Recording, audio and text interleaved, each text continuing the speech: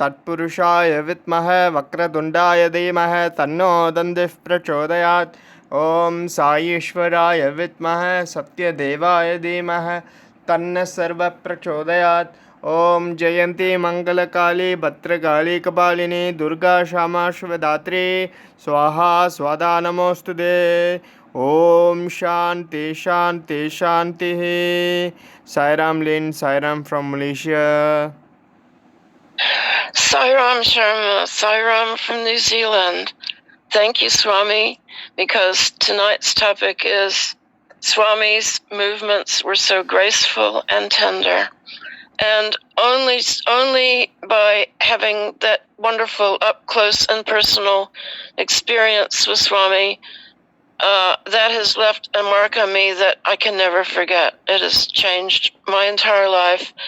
And to our listeners, I hope that these little talks begin to introduce that Swami to you that I knew and loved and still do know and love in his mysterious forms. But to see him in the physical was something else to see. Thank you, Swami, for letting me share this. Sharma and I are so delighted to talk about you, your beauty, your grace, and your divinity, your unpredictability. He always said, love my uncertainty. And I can reveal that, in fact, this came across to me when I was at Radio Sai. One of the elder gentlemen there who had witnessed this experience said that Swami was listening to some bhajans. He didn't give me the date. The gentleman didn't give me. He's quite an elderly gentleman now in his late 80s on staff. But he said Swami was listening to some, he was watching some decorations being made for Krishna's birthday. And he was in a hall. I think he was in Madras. And he was sitting just on a special seat, and very gracefully he would sit. He just was like a cloud when he moved. So he moved deliberately. You never saw him rushing about. I never saw Swami rushing around.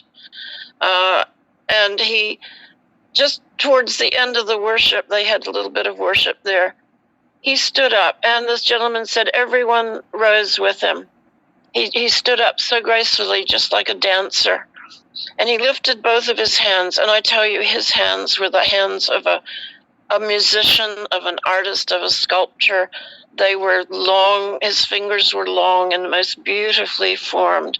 And of course, he used them so gracefully, just like a conductor conducting an orchestra sometimes. And he said, Swami stood up, and he lifted both of those beautiful hands above his head.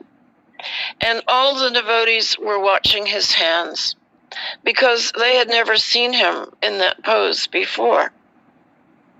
And it looked a bit strange, really, because he's just standing there with his hands above his head. And suddenly, he was holding in his hands a huge glass bowl, beautifully designed, with birds spreading their wings, cut into the glass, etched into the glass. And he put the heavy bowl near the shrine on the platform, and he said, special sweets from Vrindavan, the birthplace of Krishna. And suddenly in that bowl appeared 43 different kinds of sweets. Can you imagine it? And he gave them all out. And the way he would wave his hand, I'm not talking about when he materialized things, he would just wave his hand sometimes. And a shower of vibhuti would come out, or a shower of golden rice. I have seen that. He would walk up to one of the little boys usually, or one of the students whose birthday it was, and suddenly he would just wave his hand, and out of it would just shower rice. Or one devotee told me he saw little golden pearls, like little round like pearls.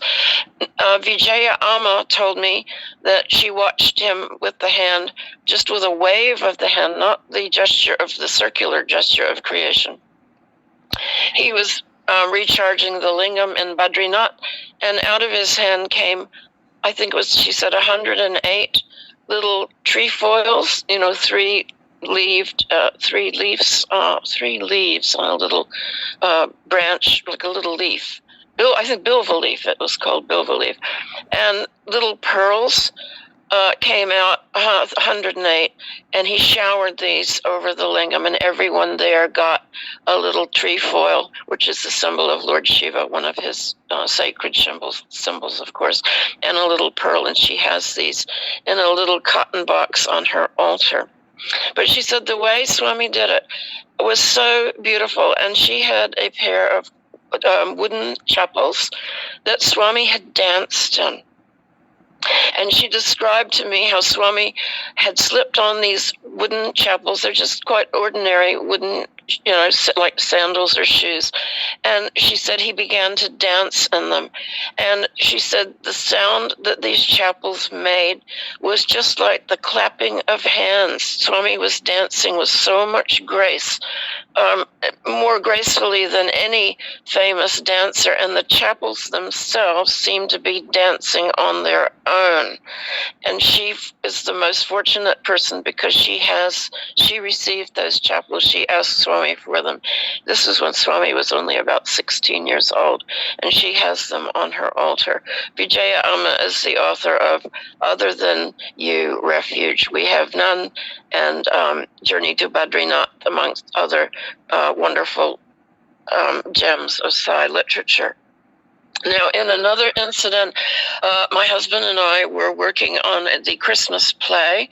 This was 1989, and we had put up our hands to help paint the backdrops and the sets for the children's play that would be put on for Swami in the Puna Chandra. And we were busily painting a very large canvas that was going to be the backdrop. We were painting mountains and forest scenes, and we had quite a large group of people helping us. And one of these people was an Australian man who had come, he was a geologist, and he would stalk around the ashram and where we were in the shed working, and he would say, I don't know what I'm doing here. I don't know why I came. He had come with a group of Australians, but he was not seemed to be part of, them. Like, he didn't go with them for group meetings or bhajans or anything like that. He seemed quite bored by ashram life. And he said to us, he was helping us in the shed, and he said, I think I am going to go out and just look around here. The geology of this area is very interesting. And it is, indeed. Any of you have been to Puttaparthi, there's many rocky mountains. There's all kinds of minerals and rocks of different shapes and sizes that are lying right on top of the ground. It's a very ancient part of India.